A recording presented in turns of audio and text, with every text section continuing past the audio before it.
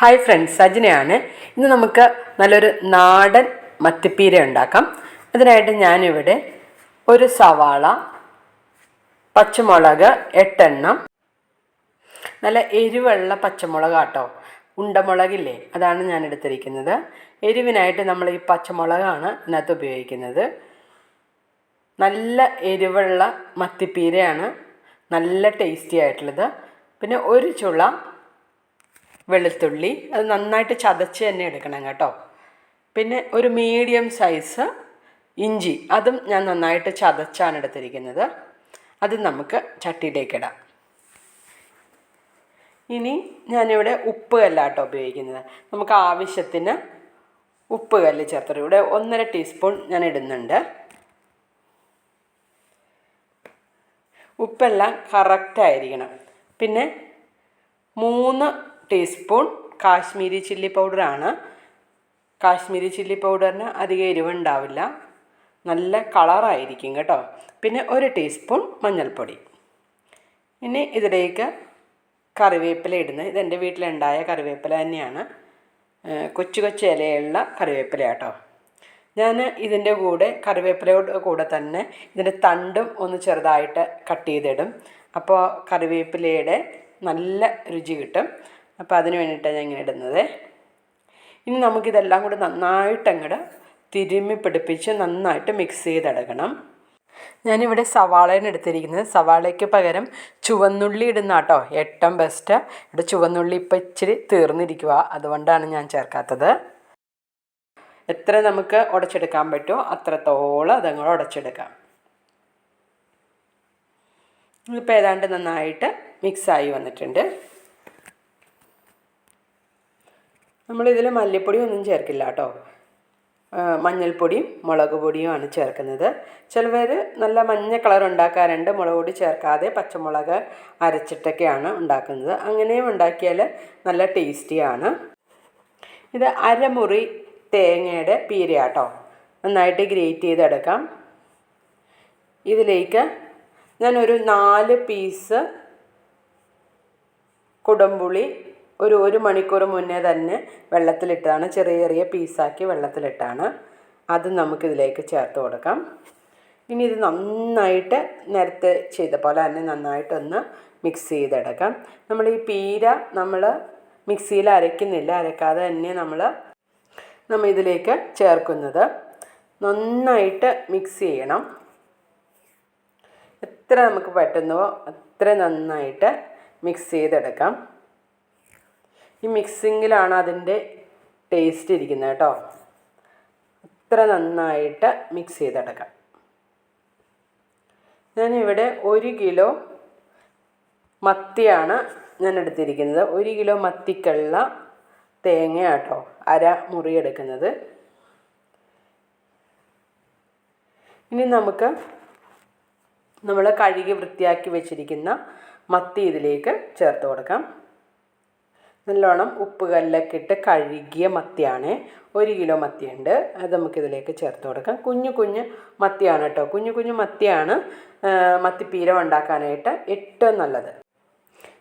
ഇത് നമുക്ക് നന്നായിട്ടൊന്ന് മിക്സ് ചെയ്യാം. പക്ഷേ ഇത് മിക്സ് ചെയ്യുമ്പോൾ പതിയെ മിക്സ് ചെയ്യണം കേട്ടോ, അല്ലെങ്കിൽ നമ്മുടെ ഈ മത്തിയൊക്കെ നമ്മൾ നന്നായിട്ട് പ്രസ് ചെയ്യുമ്പോൾ വല്ലാണ്ടായി പോകും. അപ്പോൾ ഒന്ന് ഇതെല്ലാം കൂടി നന്നായിട്ടൊന്ന് പെരണ്ട് വരണം. അതുപോലെ നമുക്ക് നന്നായിട്ട് മിക്സ് ചെയ്തെടുക്കാം.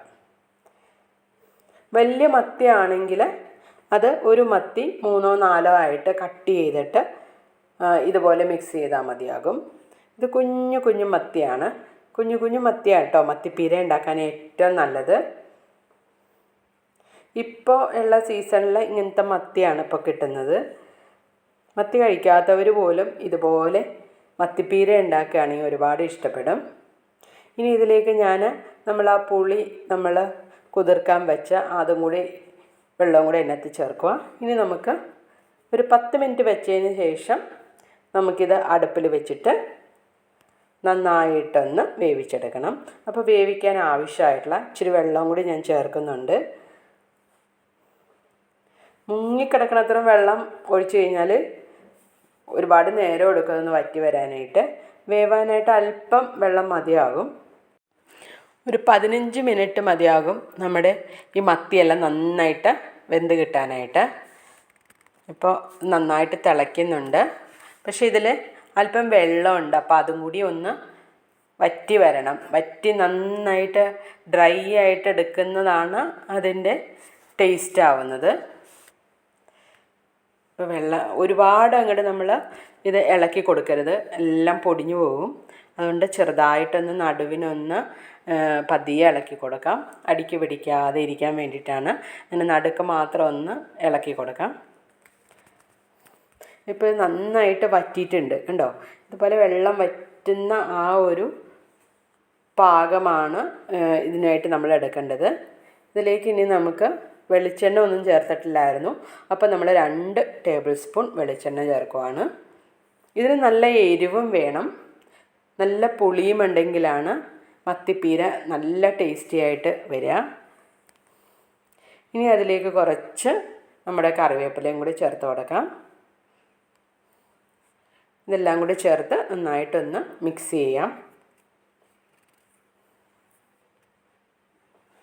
മിക്സ് ചെയ്യുമ്പോൾ നമ്മൾ നന്നായിട്ട് ശ്രദ്ധിക്കണം, വല്ലാണ്ട് അങ്ങോട്ട് മിക്സ് ചെയ്യരുത്.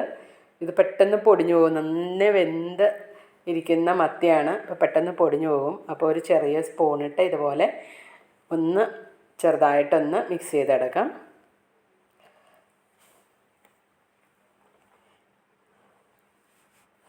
സൂപ്പർ മത്തിപ്പീര കേട്ടോ.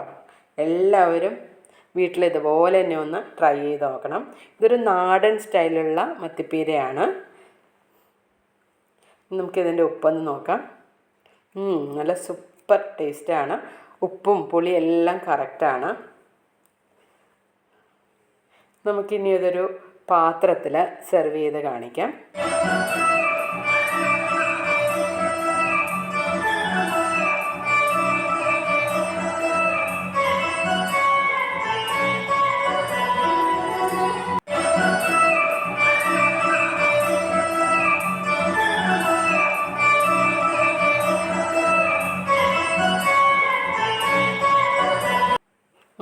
നല്ല സൂപ്പറായിട്ടുണ്ട്.